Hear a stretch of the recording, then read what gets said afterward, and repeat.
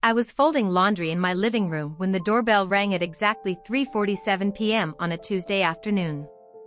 I remember the time because I'd been watching the clock, waiting for my daughter Emma to get home from soccer practice. When I opened the door, there stood a man I'd never seen before, tall, maybe in his mid-30s, with eyes that looked hauntingly familiar in a way that made my stomach drop. He was holding a manila envelope, his hands trembling slightly, and before I could ask who he was, he spoke 5 words that would shatter everything I thought I knew about my family: "We share the same DNA." My first instinct was to slam the door. Who does that? Who shows up at a stranger's house making wild claims about genetics? But something stopped me. Maybe it was the desperate sincerity in his voice, or the way he clutched the envelope like it contained the secrets of the universe. Or maybe it was something deeper, something primal that I couldn't quite name. I stood there frozen, my hand still on the doorknob, staring at this stranger who somehow didn't feel like a stranger at all. "I know how this sounds," he continued quickly, as if afraid I'd shut the door before he could explain. "I know you don't know me. But please, just give me 10 minutes. I have proof. I have documents, test results, everything. My name is Marcus, and I think we're siblings." Siblings. The word hung in the air between us like something toxic. I'm an only child. I've been an only child for 38 years. My parents, Linda and Robert Chen, never had other children. They told me so 1,000 times growing up, explained how they'd tried for years before I came along, how I was their miracle baby, their everything. This man was either delusional or running some kind of elaborate scam. "I don't have any siblings," I said firmly, starting to close the door. "You've got the wrong person." "Sarah Chen?" he asked, and my hand froze again. "Born June 15, 1987, at Mercy General Hospital in Sacramento?" Parents Linda and Robert Chen, father deceased in 2019, mother currently living in a memory care facility with advanced Alzheimer's. My blood ran cold. How did he know all of this? The specific details, my mother's condition, even the hospital where I was born. I felt my heart hammering against my ribcage as 1,000 possibilities raced through my mind, none of them good. "Who are you?" I whispered, my voice barely audible. "How do you know these things about me?" Marcus looked down at the envelope in his hands, then back up at me with eyes that suddenly looked glassy with tears. "Because I've been searching for you for 3 years. Ever since I found out the truth about my own birth. Please, Sarah.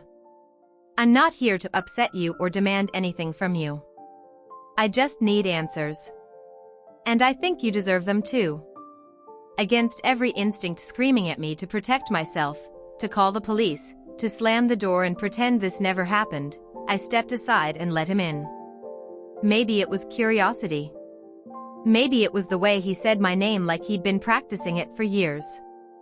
Or maybe, somewhere deep in my bones, I already knew that everything was about to change. Marcus sat on the edge of my couch like he was afraid to fully commit to being there, the envelope still clutched in both hands. I remained standing, keeping the coffee table between us, my phone in my back pocket where I could quickly grab it if needed. Emma wouldn't be home for another 40 minutes, and my husband Jake was at work. I was alone with this stranger who claimed to be my brother, and I couldn't decide if I was terrified or intrigued. "Start talking," I said, crossing my arms. "And this better be good." Marcus took a deep breath and opened the envelope. He pulled out a stack of papers, spreading them carefully on the coffee table between us. I could see official-looking documents, what appeared to be medical records, and several pieces of paper with charts and graphs that looked like DNA test results. "I was adopted," he began, his voice steady but emotional. "I always knew I was adopted. My parents, my adoptive parents, Greg and Susan Palmer, they never hid it from me. They're wonderful people, they gave me an amazing life, and I never felt the need to search for my biological family. Until my son got sick." He pulled out a photo from the envelope, and despite myself, I leaned forward to look. It showed a young boy, maybe 7 or 8 years old, with a beautiful smile and a bald head. The telltale sign of chemotherapy. His name is Dylan, Marcus continued, his voice cracking slightly. He was diagnosed with acute lymphoblastic leukemia 2 years ago. The doctors said he needed a bone marrow transplant, and that family members were the best chance for a match. My adoptive parents weren't matches, obviously. So I had to find my biological family. I felt my chest tighten with sympathy despite my suspicion. I'm sorry about your son. But I still don't understand what this has to do with me. Marcus pulled out another document, this one with an official seal from the California Department of Social Services. When I petitioned to open my adoption records, this is what I found. I was born on March 3, 1985, at the same hospital where you were born. My birth mother's name was listed as Linda Marie Chen. The room started to spin. I gripped the back of the armchair next to me to steady myself. That's not possible. My mother never had another child. She would have told me. That's what I thought too, Marcus said quietly. But look at this. He handed me a document, and my hands shook as I took it. It was a birth certificate, wrinkled and yellowed with age. Mother, Linda Marie Chen. Father, Robert James Chen. Baby boy, born March 3, 1985, at 2:34 a.m. Weight, 7 pounds, 2 ounces. The hospital stamp was identical to the one I'd seen on my own birth certificate countless times. This could be fake, I said, but my voice lacked conviction. Everything looked legitimate, right down to the embossed seal and the signatures of the attending physician. It's not fake, Marcus said gently. I had it verified by 3 different sources. And there's more. He pulled out several stapled pages of what looked like DNA test results from a company I recognized, one of the major genetic testing services that had become so popular in recent years. The pages were covered in scientific terminology I didn't fully understand, but certain numbers and phrases jumped out at me. Probability of half-sibling relationship, 99.97%. Shared DNA, 25.3%. Maternal match, confirmed. I submitted my DNA to every major testing service I could find, Marcus explained. I was desperate to find family members who might be a match for Dylan. Your DNA was in one of the databases. We share approximately 1,750 centimorgans of DNA, which is consistent with half-siblings. Same mother, different fathers. I sank down into the armchair, my legs no longer willing to hold me up. Different fathers. The implication hit me like a freight train. You're saying my mother had you with someone else? Before she married my dad? Not exactly, Marcus said, and something in his tone made my blood run cold again. According to the timeline, your parents were already married when I was born. You would have been conceived about 2 years later. The implications of what he was saying slowly crystallized in my mind. My mother had a baby while married to my father, a baby that wasn't his. A baby that had been given up for adoption and never spoken of again. The perfect family story I'd been told my entire life was a lie. I don't believe this, I said, but even as the words left my mouth, pieces started falling into place. The way my parents' wedding photo showed my mother looking uncomfortable, almost sad. The fact that they waited several years after marrying before having me, which they'd always attributed to fertility struggles. The mysterious box of documents in my mother's closet that I'd been forbidden to ever open as a child. I know this is a lot to process, Marcus said softly. I've had 3 years to come to terms with it, and I still have days where it doesn't feel real. But Sarah, I need you to understand, I didn't come here to disrupt your life or make demands. I came because Dylan needs help. And because I thought you deserved to know the truth.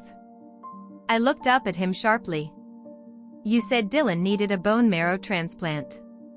Did you already find a match? Marcus's face fell, and I knew the answer before he spoke. No. I've tested with everyone I could find, distant cousins, extended family on my adoptive side. No one was a match. You're my only hope. You're Dylan's only hope. And there it was. The real reason he'd shown up at my door with his manila envelope full of proof. He needed something from me. He needed my bone marrow, my genetic material, my willingness to undergo a medical procedure to save a child I'd never met. The anger I'd been holding back suddenly surged forward. So this is what this is really about? You show up here, drop this bomb on my life, tell me everything I thought I knew about my family is a lie, and it's all because you need something from me? No. Marcus stood up quickly, his hands raised in a placating gesture. I mean, yes, I'm hoping you'll consider being tested as a potential donor. But that's not the only reason I came. I came because you're my sister. I came because we deserve to know each other.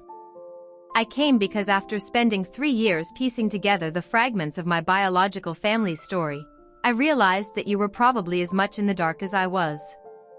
Get out, I said, my voice shaking with emotion I couldn't quite name, anger, fear, grief, confusion, all swirling together into something overwhelming. Get out of my house. Marcus gathered his papers slowly, carefully placing them back in the envelope. But before he left, he pulled out one more thing, a business card with his contact information, and another photo, this one showing him and Dylan together, both smiling at the camera. Dylan was in a hospital bed, but his eyes were bright and full of life. I'm staying at the Holiday Inn on Madison Street, room 247, Marcus said quietly, setting the card and photo on the coffee table. I'll be there for the next week. I'm not asking you to decide right now. I'm just asking you to think about it. And maybe, if you're willing, to get tested to see if you're a match. Even if you decide you don't want anything to do with me, Dylan is innocent in all of this. He's just a little boy who wants to live. After he left, I sat in my living room for what felt like hours, staring at the photo of the smiling boy and the pile of documents that claimed to rewrite my entire family history. When Emma came home, I barely heard her cheerful chatter about soccer practice. When Jake arrived from work, he found me still sitting there, the photo clutched in my hands. Sarah? What's wrong? You look like you've seen a ghost. I think I just found out I have a brother, I whispered, and then the dam broke and I started to cry. The next few days were a blur of emotion and investigation. After Jake convinced me that we needed to verify Marcus's claims before making any decisions, we hired a private investigator and arranged for our own DNA test through a different company. I couldn't bring myself to visit Marcus at his hotel, but I also couldn't stop thinking about that photo of Dylan, couldn't stop wondering if this little boy was really my nephew, couldn't stop imagining what it would mean if everything Marcus said was true. The hardest part was not being able to ask my mother. Alzheimer's had stolen her memory years ago, and on my weekly visits to her care facility, she barely recognized me anymore. But armed with Marcus's information, I started digging through her belongings that I'd packed away when she moved to memory care. In the back of her closet, I found that forbidden box from my childhood. Inside were documents I'd never seen before. Hospital records from 1985. Adoption papers signed by both Linda and Robert Chen, relinquishing their parental rights to a male infant. Letters from a social worker, discussing the unfortunate situation and assuring my parents that the adoption was in everyone's best interest. And most devastating of all, a journal entry in my mother's handwriting, dated 6 months before Marcus was born. I made a mistake, the entry read. One terrible mistake, and now I have to live with the consequences. Robert says we can't keep the baby, that it would destroy our marriage, destroy our future.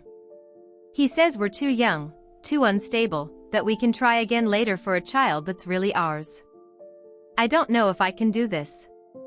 I don't know if I can give away my own child. But what choice do I have? I sat on my mother's bed in the memory care facility, reading and rereading those words, tears streaming down my face. My mother had been forced to give up her baby. My father, the man I'd idolized my entire life, had made her do it because Marcus wasn't his biological child. They'd erased him from their lives, from their history, and then 2 years later they had me, the acceptable child, the one they could claim without shame. When the DNA results came back confirming what Marcus had told me with 99.99% certainty, I called him. He answered on the first ring, his voice tight with hope and anxiety. "Sarah?" "It's true," I said simply. "You're my brother." There was a long pause, and then I heard him exhale shakily. "Thank you for getting tested. I know this hasn't been easy. I want to meet Dylan," I said. "And I want to get tested to see if I'm a bone marrow match." "Really?" The hope in his voice broke my heart. "Sarah, I can't thank you enough." "Don't thank me yet," I interrupted. "I'm not doing this for you. I'm doing it for that little boy who didn't ask to be born into this complicated, messed up family situation. And I'm doing it because he's my nephew, even if I never knew he existed until a week ago." The bone marrow registry testing was simple, just a cheek swab and some blood work. They told me it would take about a week to determine if I was a compatible match for Dylan. While we waited, Marcus brought Dylan to meet me, and the moment I saw that brave little boy with his bright eyes and resilient spirit, whatever remaining hesitation I had crumbled away. "Are you really my aunt?"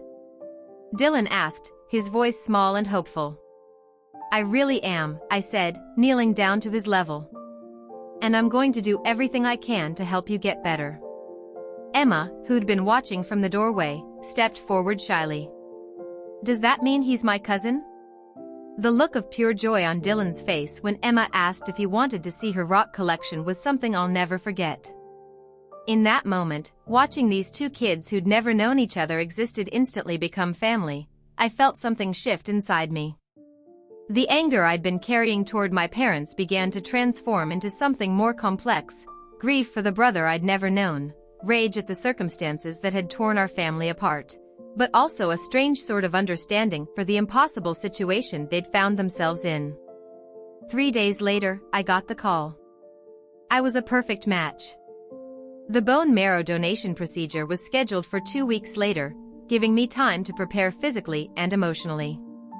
Marcus tried to maintain his distance, clearly afraid of overwhelming me, but I found myself wanting to know him, wanting to understand the life he'd lived, the family that had raised him, the years we'd spent as strangers.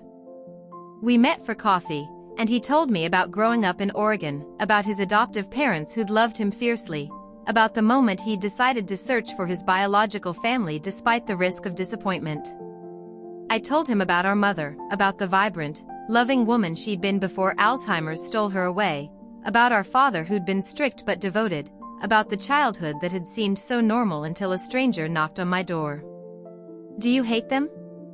Marcus asked one afternoon, as we sat in Dylan's hospital room watching him sleep. "Our parents, I mean. For what they did." I thought about it for a long time before answering. "I don't know. I think they made an impossible choice in an impossible situation. I think my dad was probably scared and controlling and couldn't handle the idea of raising another man's child. I think my mom was probably heartbroken and felt like she had no other option. I think they were both young and stupid and did something that hurt you terribly. But I also think they loved me, and they probably loved you too, in their own broken way." Marcus nodded slowly. "I think about that sometimes. Whether she thought about me over the years. Whether she regretted giving me up." "I found something," I said, pulling out my phone. I'd taken photos of the journal entries I'd found, and I showed him one dated on his 10th birthday. "I've been thinking about him today," it read.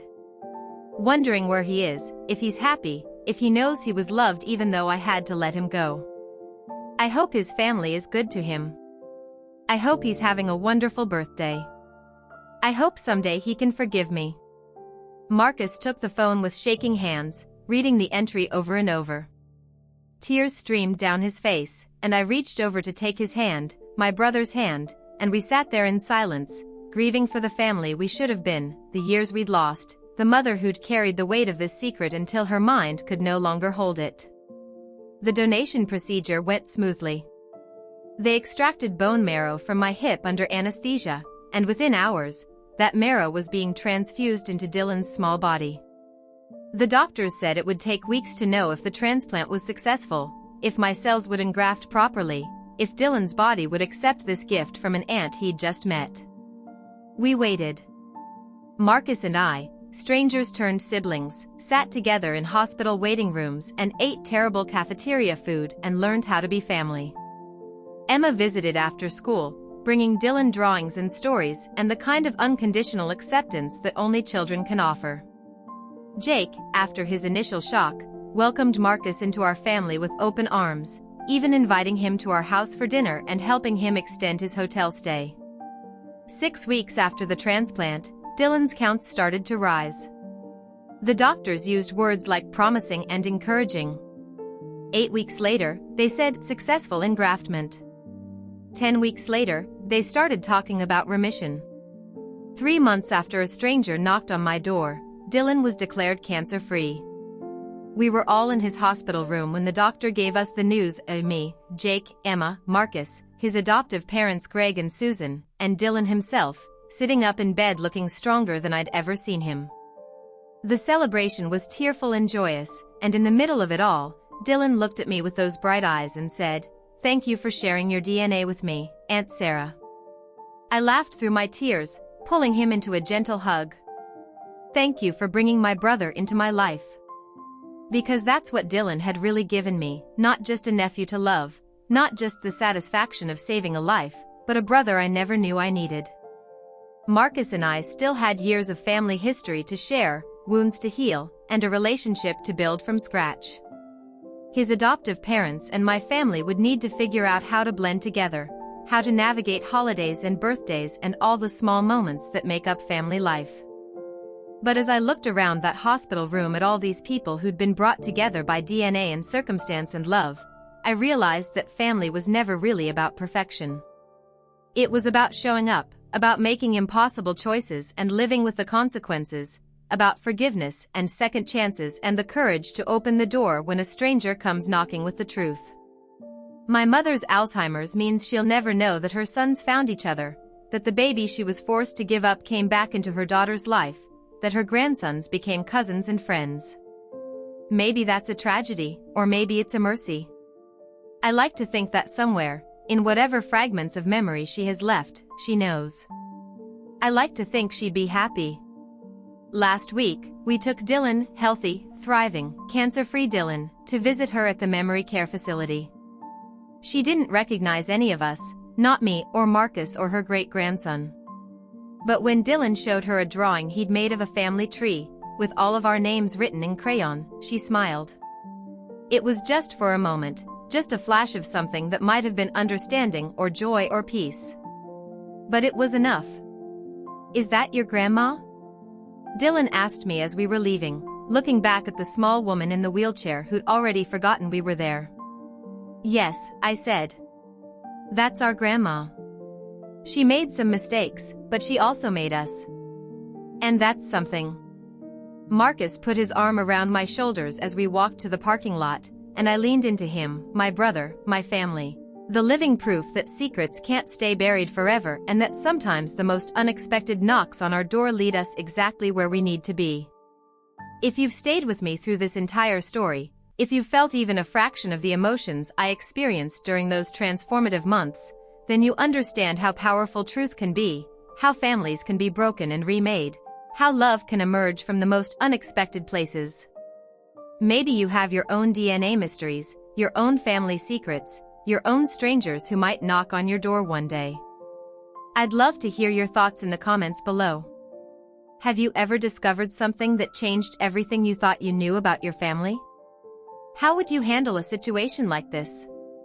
Your stories matter, and sharing them helps all of us feel a little less alone in the complicated business of being human. If this story moved you, if it made you think about your own family in a new way, please share it with others who might need to hear it. Sometimes the stories that hit closest to home are the ones we need most.